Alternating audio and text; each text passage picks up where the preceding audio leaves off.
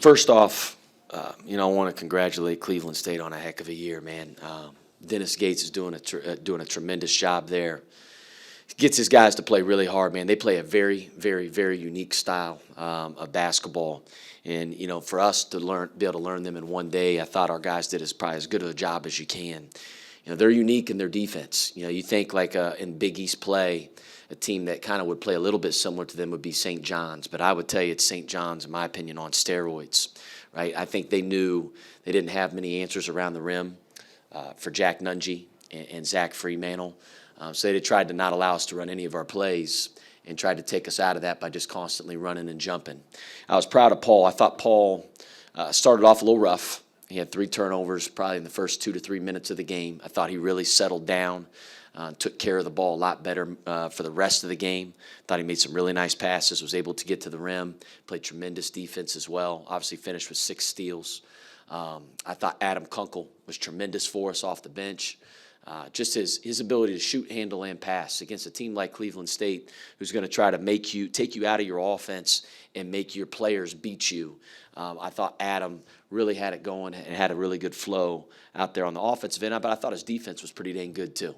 And he was able to keep the ball in front, and he's able to wall up, which is a good sign for him because he's got to continue to do that moving forward. And then I thought Jack and Zach inside, when they did get their opportunities, really capitalized around the paint. But like I said, Cleveland State did a heck of a job trying to make it really tough to get the ball inside. I kept on, I was getting asked a question nonstop for the last, 24, 36 hours. Are your guys going to be ready? And, I kept on reminding our guys, listen, we get an opportunity to play basketball and represent Xavier. And we want to represent Xavier in the right way. I thought our guys fought tonight. I thought we played hard. It wasn't always pretty. It wasn't easy. But listen, I was really proud of our guys' effort and for sticking together and showing great resolve tonight. We're excited. I have no idea who we're playing next. I know it's either Iona or Florida, right? They play tomorrow night, and then we'll take tomorrow off, and then we'll start preparing for them on Thursday. Travis, you mentioned that Cleveland State really wanted to take you guys out of what you wanted to do. So what was sort of the counter to that? How do you, when a team is obviously trying to stop what you want to do, how do you subvert that or counter that? So I'd been told, and watching film too, Adam, they play a lot of 2-3 as well. Like the tandem 2-3 zone, they played one possession of it tonight, right? And again, I think they knew he didn't like his matchups around the rim with Jack and Zach. Made it really difficult to play 2 bigs, right? So we started that way at the beginning of both halves, and then we went away from that. I felt we needed more ball handlers, decision makers out there to try to space the floor, and those were our better lineups tonight. But we just spaced them out and just tried to drive it, use their aggressiveness against them, because sometimes when you're playing a team like that that's so aggressive and constantly just running and jumping and trapping you randomly, that creates your offense for you. And then you got to play slow. You can't try to flop around the rim, expect fouls. You got to be strong around the rim. And I thought we got better at that, especially in the second half than we were in the first half. You mentioned them not being able to match up inside. They ended up going just like small across the board, playing Finstone at the 5 at 6'6". When they do that, what's the calculus in your mind? Like, do you think about maybe trying to go big to really pound them inside, or is it like at the end of the day you have to match up with them? Yeah, I think you got to go for it. You can go 4 out 1 in still, Rick, and still try to get the ball inside, through our motion. But I think again in that situation, I think in this game, especially to guard the ball, and again, you need as many decision makers and ball handlers as you can, because like I said, we had 3 turnovers in the first couple minutes of the game. We had 8 in the first half, I believe. I think we finished with 12. Right, we did a much better job as the game kind of wore on. Once we got a little bit of a feel of how they're going to play, they don't do that to every. It's kind of odd, like they don't do that to every team. Because I watched like 8 games, and I would tell you they did that one time on film. What they did tonight to us. So we just kind of had to make an adjustment, figure it out, and that's probably why he did it, so we'd get rid of the 2 big look. But I felt like we had to do it was the right call. Obviously, I understand that the goal is to win the game, but are there other goals when you go into the NIT? Are you trying to accomplish anything a little bit different if you were in an NCAA tournament game right now? Yeah, we're playing to win. We are playing to win, period. I wish Cesar would have been healthy tonight. Because I thought he's been really coming on for us this season, and he's gotten so much better. I would expect him to play next game. He should be good to go. He had just like a little infection in between his toes that he had to get some antibiotics on, so he's fine. But again, I want to get some of those guys' experience as well, Rick. But again, I want to get some momentum, and I want to win, and our guys want to win. We're not. So I told our guys this right when we didn't make the tournament. I said, listen, we have to own that, but we also have to. We don't dip our toe in the water. We are jumping all the way in. We're in this thing to win it. In order to win it, we had to win this game, obviously. And what do you make of the fact that you get to do this again? The fact that your guys were committed. You talked about our people asking you, are you going to be ready? Are you going to be excited? What did you think of how they handled that and the fact that you do get to do this again? Yeah, I'm excited. Listen, I love our guys. They fight. They do. Our guys fight out there. Showed a lot of resolve. Wasn't easy. Some teams would have packed that thing in and said, hey, you know what, maybe not this game. Our guys continued to fight the entire game, even when I think we got down 4 or 5 there in the second half. They went on a little run, but we responded. And, again, just excited to be able to play another game here. And this might be a Tom question, but do you know when your next game would be at? Is it Saturday or Sunday? Sunday. I have no idea what time, though.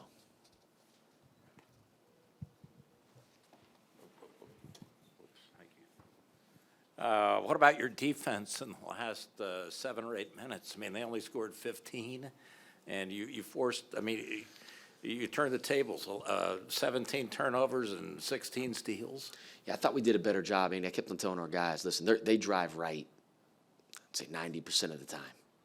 You watch them on film, it's like almost like the floor is like tilted towards that side. It's like you know where they're going. Then you got to stay down on shot fakes, make them finish over the top of us. When we did that, we had a lot of success. When we go for a shot fake, though, then all of a sudden Jack Nungy had to come over to try to help, and all of a sudden the shot goes up on the rim. Then Deontay Johnson's getting a tip in. Well, that was because not on Jack Nungy. That's on the guy that didn't wall up. Guard the ball, keep the floor tight, stay down on shot fakes, and then block out. If we do those 3 things, I kept on telling our guys, listen, I think we'd get some good results, and I thought we did a much better job of that, especially late. Last 2 or 3 minutes, there were some huge offensive rebounds for you. I mean, the guards really got down there and mucked. Yeah, I thought for us offensive rebounds, I thought Colby had a couple big ones for us, right? Paul had a big finish around the rim, and they do it, man. Like that, they're like piranhas. That ball goes up, they just freaking attack, and it's their guards a lot too. Like I said it going into the press conference, like Gomillion's one of my favorite guys that I've watched on film. He is an absolute warrior. He gives them their identity of their team. He's a tough dude, man. But again, those couple offensive rebounds we had, Andy, were really big for us. You called them, you labeled them handsy in the pregame press conference. Any other adjectives you could apply to these guys? Man, aggressive. I don't know. Like I said, piranhas. I mean, they're out there. I mean, they're flying around, man. They're trying to take your ball, play passing lanes. They're trying to punk you. They're trying to take your ball. They're unique. Like I said, give Dennis Gates a lot of credit, man. He's doing a heck of a job with that team. Coach, in the second half, your offense kind of clicked a little bit more. Obviously, I know first half was a bit of a battle. Was there something in the halftime adjustments you guys saw they were doing, or was it just kind of the shots were kind of coming a little more to you? Yeah, I thought we did a better job just playing at our own pace, being stronger at the end of our drives. I also thought we just spaced the floor. I said, screw the plays. Listen, we're just going 4 out, 1 in. We're going to space you. We're going to ball screen, and we're just going to play. Drag them out as best as you can because they're pretty aggressive in their ball screen defense. And then if we could throw behind, we could get drives, right? And I thought we did a really good job. Our guys did a great job executing that in the second half. And then obviously you guys hold them to just 1 3-pointer made the whole game. I know they haven't really shot well from the perimeter throughout the season. But was there something particular in your attack you guys threw at them that kind of just threw them off? Or They're a driving team. They're a paint team, and we knew that. And obviously Hodge is a tremendous player. He's a really good shooter. I know AK messed up the coverage one time where he got a 3 at the top of the key. He whipped the back screen, was supposed to chase it. But they're much more of a driving team. It was noticed that Ben left the bench in the second half. Did anything happen with him? Honestly, Rick, I have no idea. I don't know.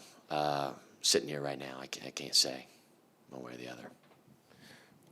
What do you make of the way that Zach Fremantle played tonight? It looked like he put a complete game together at both ends of the floor. I think he finished with 4 blocked shots. He looked really active on the defensive end. Yeah, I asked all of our guys what their feelings were about playing in the NIT.